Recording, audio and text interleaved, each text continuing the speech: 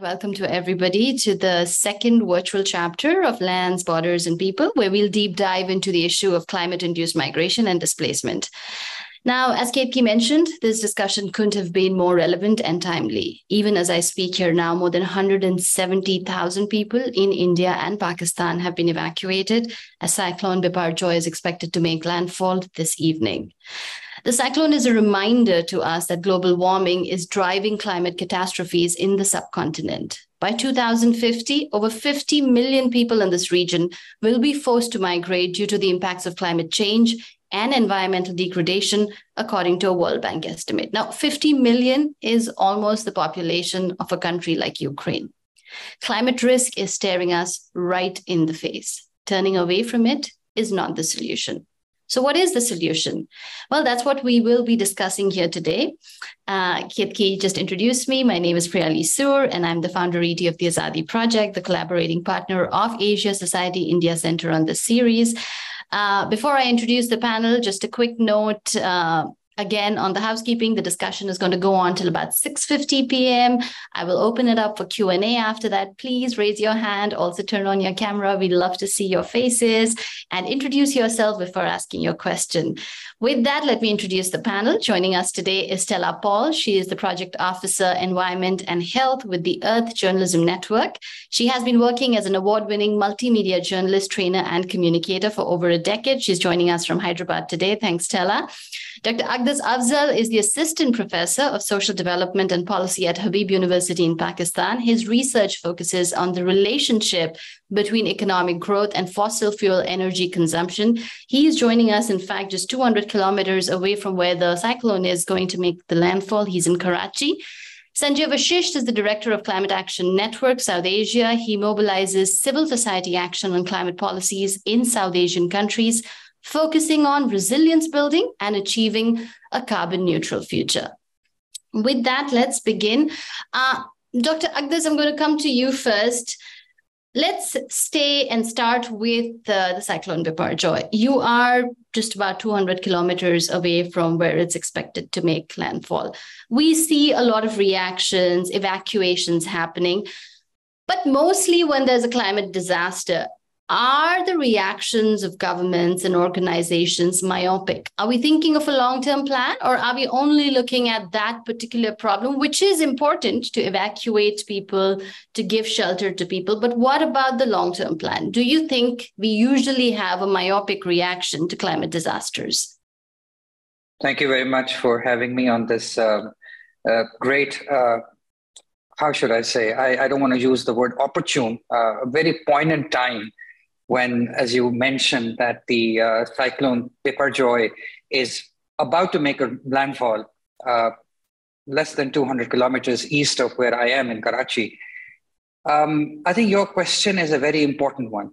As far as my experience goes, I think, at least in the case of Pakistan, which is where I live and work and know intimately, I can tell you that the government here has been completely occupied with the ongoing, what we are calling, or at least what I have labeled, Pakistan's poly-crisis in the last year and a half, which is when different crises in Pakistan, political, economic, security, and now climate situation has, they have overlapped, reinforced each other, and they're dragging the situation towards a very, how should I say, concerning point. So no, governments here are not really focused on the long term. They are mainly reactive. And some of that, I think, is probably also the case in India, because India and Pakistan, Bangladesh, even Sri Lanka, we all inherit what is known as the, what was called the steel frame of the British Raj, the bureaucracy, which in its very essence is not designed for problem solving. It's basically an institution that is designed for providing law and order and for reacting to various exigencies or crises. So there is no long-term outlook when it comes to the climate situation, definitely in the case of Pakistan. And one of the reasons why the recent super floods from last year in Pakistan was so devastating is that there is a complete lack of climate mitigation strategies at the local government level. I mean, we have a federal national disaster management agency, we have a provincial disaster management agency, but we don't have local governments or effective local governments. And because of that, we don't really have effective district level disaster management agencies. And whenever these climate catastrophes strike, most of what needs to be done at the local level. So I think one learning that we have from experiencing the super floods from last year in the case of Pakistan is that if Pakistan or other post-colonial countries like India have to move forward, we gotta have local governments that are effective and which are accountable and democratic so that we can deal with problems like climate catastrophes that have befallen Pakistan in the last 1 year. Thanks, Aqdas. I'm just coming to you, Sanjay, after this on pretty much that same point. You work with communities, you work with the society to kind of build their response to climate change, to build their climate resilience. What is it that you hear from them? I mean, yes, they are kind of definitely preparing and trying, but what do you hear from them on the ground? Thank you, Asia Society, for inviting and actually strengthening the dialogue on this issue. This is one issue that has emerged suddenly in front of all the policymakers. And that's primarily because I remember in 2004, 2003, when we used to speak about solutions to climate change, there were two issues that we used to discuss. One is mitigation, and then it was adaptation. But because not enough mitigation was carried out by developed countries or rich communities across the globe, or even adaptation was not carried out properly, we face the problem of loss and damage. The permanent losses to ecosystem, permanent losses to livelihoods, and permanent losses to the way people live in the vulnerable areas is something that has actually brought us a problem like climate-induced migration. Loss and damage has actually, the permanent losses to ecosystem, that's a problem. But communities really want to stay back at their habitat. We have spoken to communities in Sundarbans. We met in Saharsa. We carried out some research in Tharparkar area and Muzaffargarh in Pakistan, Sajidpur in Bangladesh, and south of Sri Lanka in also. And everywhere, these are the communities who are not willing to migrate. They migrate under distress situation.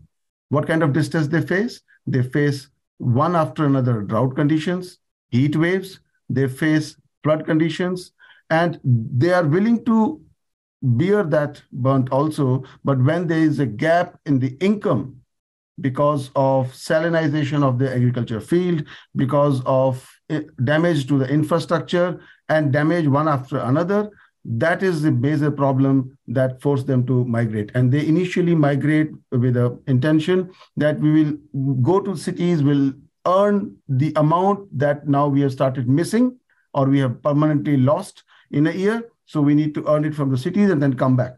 And so they come back also. So initially they come back. So these are communities who are not willing to migrate. And there's another community which is locked in community. Even if they have to migrate to survive, they still cannot migrate also. So there is a different kind of phenomena on the ground, social phenomena on the ground that really makes solving this problem a bit complex, really. So just to kind of put the two things into perspective, what Aqdas said and what you said, Sanjay, that there is definitely a need for local governance and local governments to take up this issue on the ground, because local communities do not want to leave.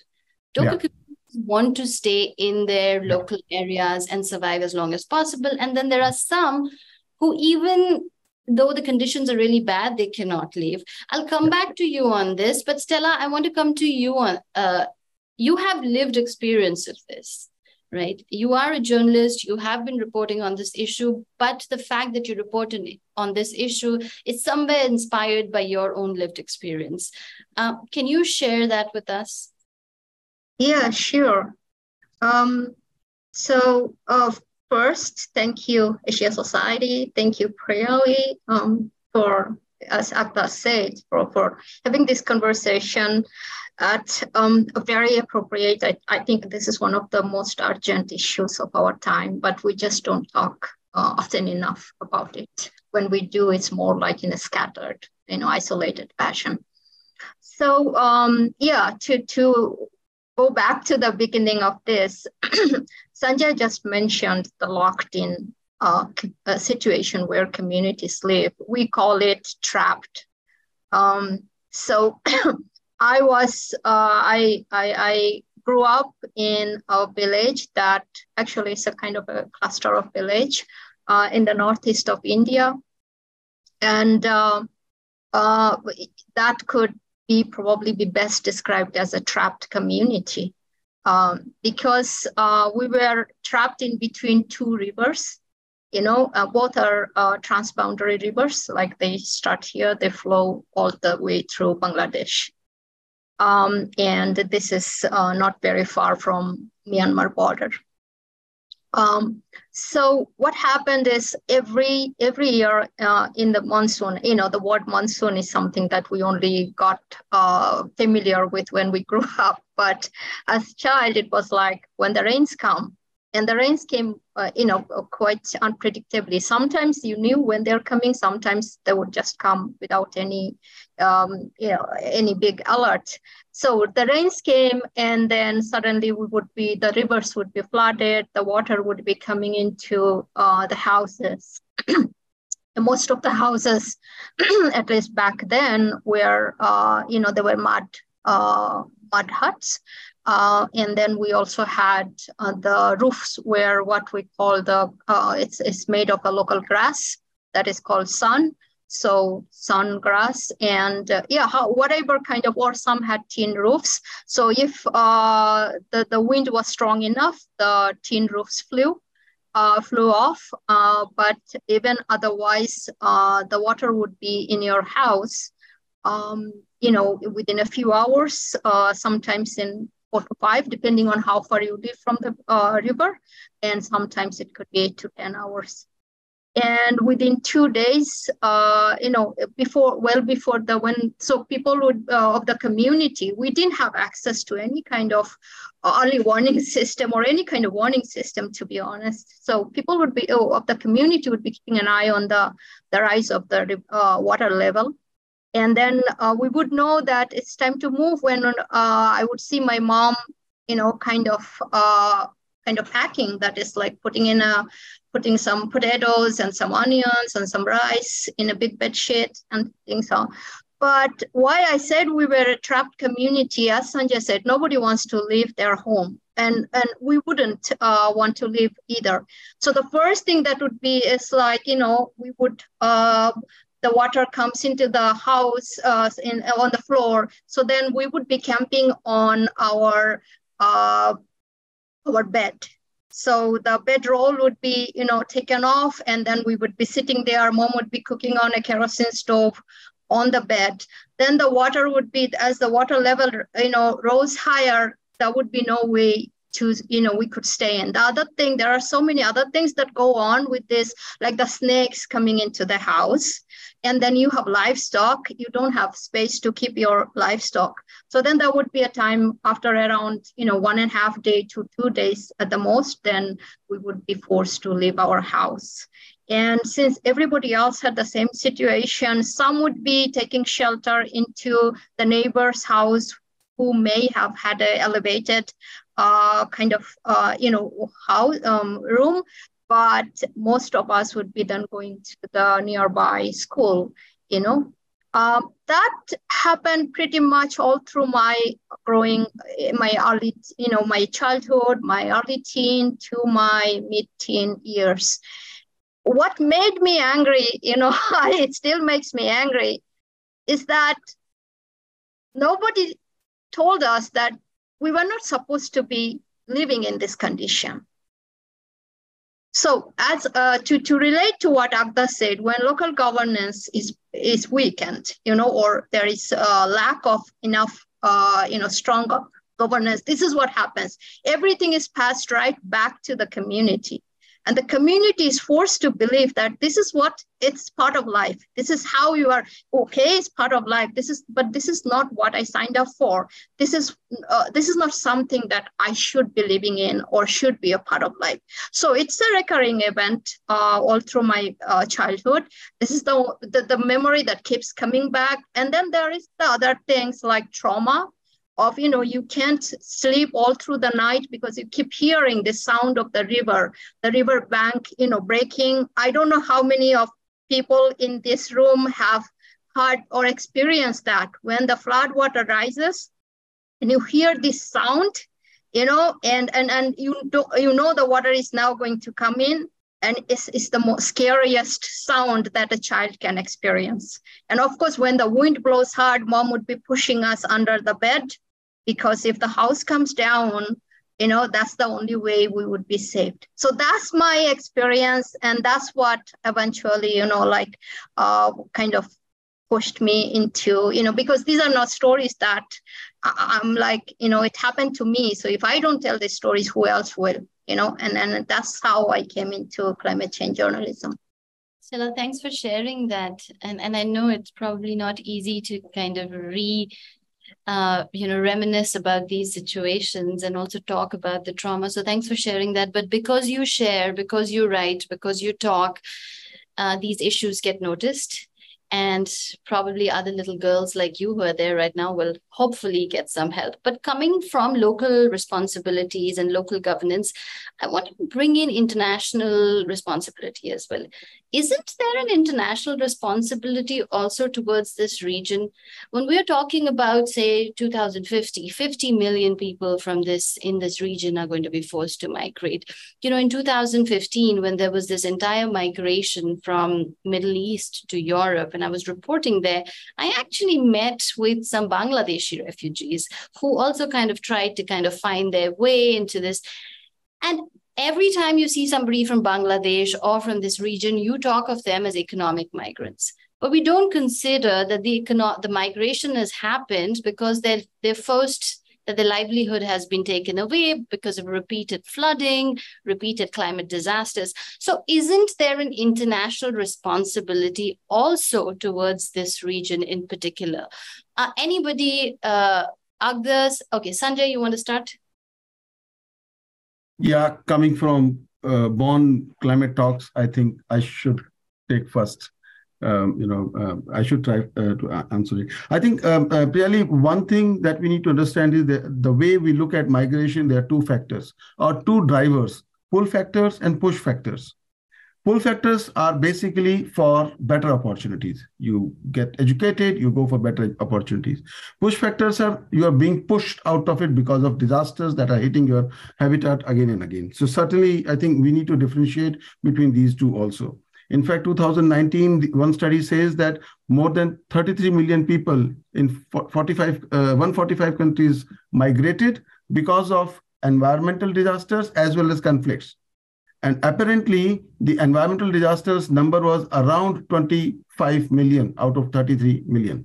So it's a large number of population which is migrating because of environment degradation, not conflict. And conflict migration, because of conflict, is defined in the UN system, not environmental degradation. So I think we certainly have a gap on how to define climate-induced migration or environmental degradation migration in the UN, and that will actually make things better for international community also. At international level, United Nations Framework Convention on Climate Change stipulates 2 or 3 principles on which it is framed. One, it talks about common but differentiated responsibilities. Common but differentiated responsibilities will mean every country has responsibility, but their responsibilities will vary as per their economic power, but then as per their carbon footprint also. So certainly Bangladesh has least responsibility, America has more. Then second, polluters pays principles. Polluters pays principle, based on this, Green Climate Fund has been formed, and now loss and damage financial arrangement is being negotiated in international. But unfortunately, these processes, these are not decision-making platforms. These are more negotiating platforms. No? The way you go in a market and negotiate, You give me this product, I can only give you this. So that kind of negotiation, it's a quid pro quo kind of approach that works, unfortunately. And that is why it takes time. But nothing stops developing countries to define their own responsibilities and save its own people. My personal belief is international community will come, will do some pilot projects, and that's it. Ultimately, we have to save our people. We cannot wait. We are facing burn today. From international platform, solutions will come day after tomorrow. I think we need to understand that. So we have to save people today. I'll stop here and let Aqdas and Stella step in. Do you also, endorse that thought, that theory that we need to kind of look at ourselves first and then, wait for the international community to kind of recognize this and have a shared responsibility on this?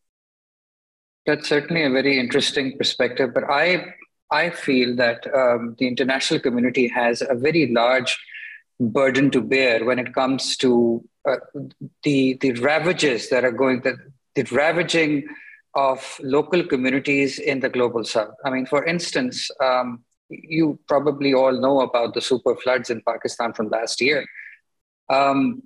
The damage and needs assessment done by the international financial institutions have estimated that it costs the Pakistani society, I don't want to use the word economy because it's the people who suffer at the end of the day, upwards of $30 billion.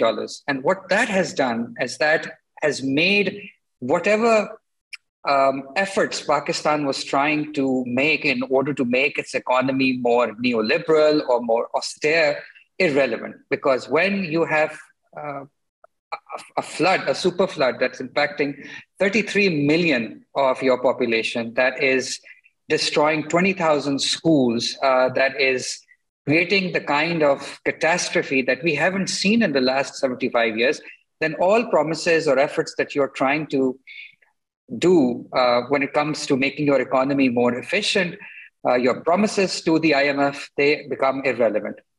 And now, we are basically engaged in these protracted negotiations with the IMF.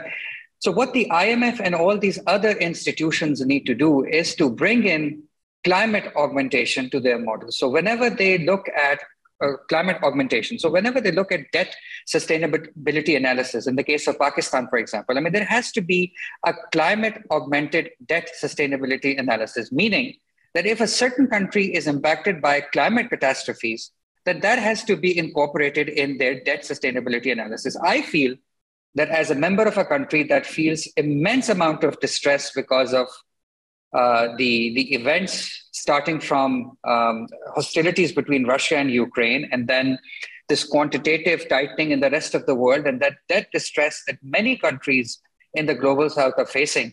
I mean, as of right now, Sri Lanka, Bangladesh, and Pakistan are in fact in an IMF program because of very tough economic conditions. So I think whenever such countries in the global south are facing the climate catastrophe or climate-induced problems have to be augmented or factored in. And I personally feel that has not been done. And I think because of this, there is a lot of resentment and there is a lot of just a lot of pain in so many different countries of the global south. Even right now, there is a new conference being held in Paris. I think the name of the conference is New Finance Conference or New Debt Conference in Paris or what have you. And that is basically going to talk about what is known as the Bridgetown agenda. But I was looking at different participants of this conference, and I was shocked to find out that nobody, from Pakistan was on the speakers list or was among the keynote speakers. So I think all these different international financial institutions are going to have to look within, and they are going to have to get serious when it comes to helping countries in the global south deal with issues of climate change. And I think that is going to basically start with helping countries in the global south that are facing these very severe economic and debt distress and finding ways to incorporate climate distress into their models so that more money can be found for helping communities at the local level. Because without this, I think it's just going to prolong the suffering of millions of people on the ground in the case of so many different countries in the global south. So, Stella, I'm going to come to you after that, but Sanjay has raised his hand. Sanjay probably wants to talk on this. Sanjay, go. Yeah. No, I think some aspects I think we need to look at. One, we should continue to pressurize industrialized countries to fulfill their obligations as they have agreed to UNFCCC. That's one. But meantime, we have to prepare and save our people. Our people are dying today. Response will come tomorrow. Loss and damage financial arrangement will not be ready till after COP if all goes well. It may take longer time. Then the governance structure will be prepared. So ultimately, the proper international response in terms of money will come maybe by end of next year. Second, one example is Pakistan, Geneva conference. There was a pledge of $10 billion to Pakistan to reconstruct country after floods. Only 800 million has been realized. Still, international community, this is the gap of making promise and giving money. And we are going to face this situation. So let's be ready that we have to find ways. What we need to do, and that is why next week conference is important on innovative finance, which is also known as Modi-Macron Climate Summit, Innovative Finance Climate Summit. And we have to find ways to tax developed countries or rich communities who have caused the problem so that money can be collected in our own funding. India, one example, National Adaptation Fund. India is putting money every year and is giving money to the states to do planning. Even Bangladesh has created their own climate fund. Sri Lanka has created a carbon fund also. So certainly we need to work on that. In fact, Dr. Aqdas, if I can just look at what happened after last super cyclone in 2011 or 12. After that 10 years, again, Pakistan is suffering. International community did not came to the rescue at that point of time. It's only us who were the first responders in both cyclones also. So we should pressurize them, but keep our hopes, in a manner that people get first response immediately. Stella, do you think the media has a responsibility and can play a role in raising exactly the same issues that Sanjay and Aqdas are raising, of the role of local governance, strengthening the local governance systems, of having the international community be more responsible for the global south, for there not being a gap between promises and then delivering? Do you think the media can play a stronger role in this, or is the media also facing its own challenges? Thank you for the question. So definitely media, like every other stakeholder, every other party, does have a role to play. But it doesn't start with the media. It also lies equally on the other stakeholder side. Do they believe that the media has a role to play? I ask this because, every single project, every single program, I think whether on government or, private, does have a certain allocation, budget allocation for media intervention, for information dissemination. But how many of them actually are spent in engaging with the media? How many government projects, how many government programs actually regularly hold media engagement? And when I say media engagement, I don't mean really giving out a press release here and there, or just sending out a fax to the local press club or something. Because media also, there are people every day, there are senior level journalists, there are mid-level journalists, entry-level journalists, and the capacity, the level of capacity varies from, one segment to another.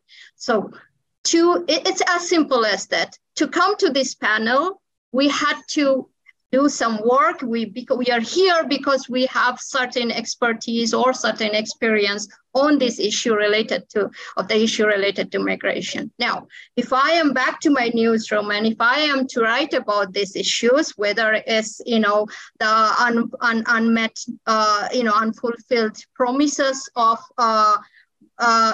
monetary contribution, or whether it's, the capacity, lack of capacity of using that fund, or even accessing that fund. I need to know what am I talking about. And I would like to give a small example. So, last December, there was the biodiversity conference, the COP, that happened in Montreal, right? Now, this is where the whole world was supposed to be coming and promising to save at least 30% of world's biodiversity by 2030. Okay, and climate change and biodiversity conservation are like the two sides of the same coin. You can't achieve one without achieving another. Now, when I was there and I talked to people, even my journalist friends were like, "Oh, but you mean the COP? Wasn't that in Sharm el Sheikh?" I mean, even today, many seasoned journalists don't know that there are 3 different COPs. One is the climate change UNFCCC COP, there is a CBD biodiversity COP, and then there is a UNCCD COP. So it's a very simple thing, matter of knowledge sharing. It's a matter of capacity building. So the media doesn't really have a personal propaganda, to not cover this or not cover that. There are challenges galore. Of course, their politics does play a part sometimes in it. And then there are other things like the pack mentality and so on, because people think whatever is trending, that's what is the news that we should be covering. What is not trending, we should not be covering that because it won't sell, or it's just won't get any reaction. And maybe because of this is one of the reasons why issues like this, because these are also technical issues. So when there is an issue that is technical, when there is an issue that is less known, it's also scientific. You can't write with half-baked knowledge. There is a need for capacity building. There is a need for, and when there is a need for capacity building, there is a greater need for working together. Now, I'm not saying, because I'm representing a media development organization at Earth Journalism Network. This is exactly what we do. We give support to journalists, we have built their capacity. But it's what is being done is way too small compared to what really is needed to highlight these issues. Yeah, Sanjay, I see you raised your. Stella, thanks. That's a great point. I just want to, before Sanjay, I come to you, I just want to say that we have about 10 minutes left, and I still want to discuss 2 key issues. So I'm going to open up the question. I'm going to put out another question, and Sanjay, you can probably answer Stella and to that point. Again, since we are talking about this region, and this region has so many climate hotspots, right? So isn't there a shared responsibility needed in terms of information sharing, in terms of policies, coming up with regional frameworks that the countries in this region can work together and come up with a plan? Don't you think that could be something that should be looked at? Well, if I may just briefly speak about that, I think one of the great examples of shared responsibility in this region is the Indus Water Treaty that came about in the year, I think, 1960 between India and Pakistan. And that is now, being debated. But apart from the fact that it's being debated, it's a treaty that has survived 2 or 3 military escalations between the 2 countries. So I think when we want to work together as people-to-people contact, I think it's definitely possible. And I think it's the need of the hour, because the way this contest or this idea is panning out in the world, I think very soon is going to be the global north versus the global south. I think it's time for South and South cooperation. I think that time is now, because if we don't realize which way the global economy and global politics is moving, I think some of us are going to be in a situation where our bargaining power is not going to be very high. So I think Indus Water Treaty is a great example of if 2 countries, if they want to work together, they have worked together successfully, and there is a greater need of cooperation and building of institutions and people-to-people contact. Governments come and go, but the people and communities are going to stay here forever. So I think, one of the reasons why I was excited about joining this event was your emphasis on obtaining representation from different countries. And I think it's very important. So, I mean, I'll let other participants chime in here as well. It's a great point, Aqdas. Sanjay, you want to come in here? Yes, certainly. I think one ecosystem I want to draw everybody's attention is actually Sundarbans. Sundarbans in Bangladesh and in India is, in India, it's comprises of 104 islands, and the net loss in terms of square kilometer in last 100 years has been 450 square kilometers. Now, I'm not saying that 100 years back climate change started happening. No. I think that was a time when coal has started being used. Nobody knew about climate change or impact of coal and causing climate change. But then that was because of the erosion, because of coastal erosion, and that is natural way to go. But then there are Lohachora, Bedford, and Supari Bhanga Island that has been submerged in the Sundarbans. Permanent losses. People have to migrate also. 2009 cyclone Alia. 25% of households close to forest area were completely destroyed. Agriculture land became useless because of salinization or saltwater inundation also. So, and on the other side, Bangladesh has been so great in terms of building their resilience. That's a different thing. Only 25% population lives on the India side in Sundarbans, 75% population lives in the Bangladesh side. And they have been facing cyclones and they have been able to build resilience also. I think that's one way to do some, knowledge sharing. And so that's one thing I would like to say here. I also want to say this is the role that, what Dr. Aqdas said about Indus Water Treaty and all that. Even in Sundarbans also, Stella mentioned about media, role of media. In my opinion, my expectation as a civil society from media is educate and inform people about the disaster that's going to come. Your stories will make a lot of difference. People understand stories. People don't understand scientific data. Please convert that scientific data into stories and make them first responders. That's important.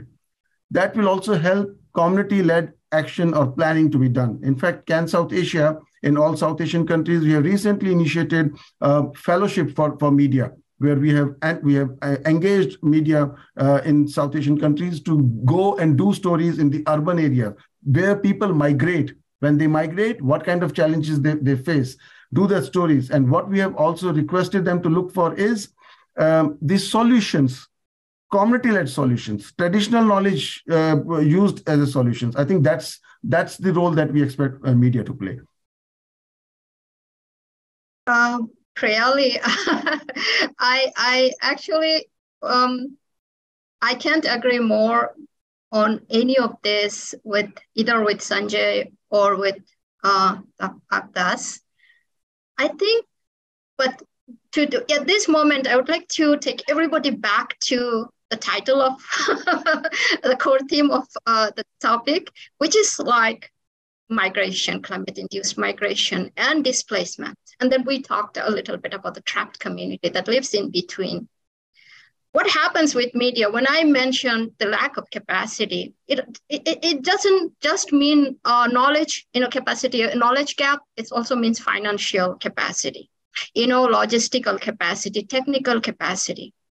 And when that is not sufficient enough, what happens is that the story is only half told, because migration is not a standalone topic. It's a chain, and there are several links. It begins by moving from your house. Then along the way, it goes too far away. It branches out to labor abuse, to sex trafficking, to labor trafficking, to health deterioration. For example, if just going back to my childhood, if I didn't move out, that's because my mother wondered, a menstruating girl, where is she going to have, like as simple as, her pads, at the toilets, taking 4 kids to another person's house or in a school that has only a single toilet and 500 people are cramming into that single school for 15 days. what will happen? The sexual abuse, the domestic violence, the different, it's like a series of crises. And what happens is that when media does story, we only look at the big numbers, how many people have moved, how many houses have been destroyed. And that's why when the actions does take place, we see very fragmented action because we are not bringing in the data. We are not actually putting in a complete picture before people. So the picture images that people do have about migration, about displacement are only fragmented.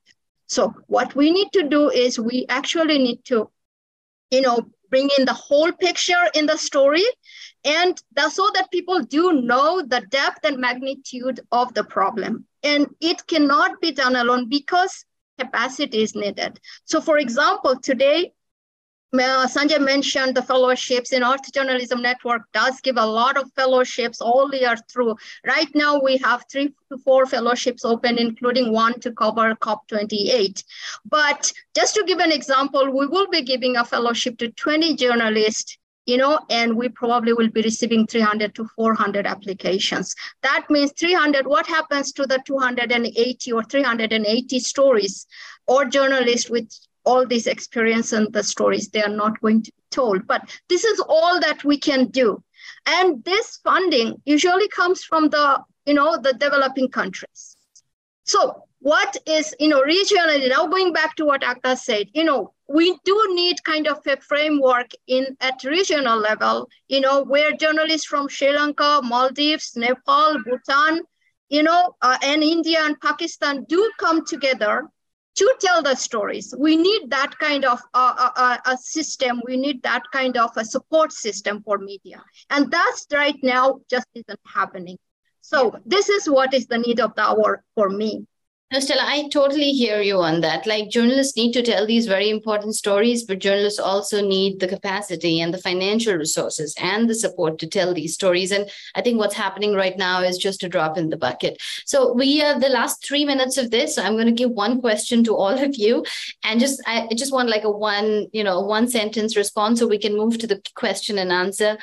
The larger question is, what is the way forward? I think we have been discussing that, but the fact that India is hosting the G20 this year, should issues like this, whether it is of local governance, whether it is of international shared responsibility, the recognition of climate migrants, or whether there's a regional framework that should come up, should these be discussed? Aqdas, let me start with you.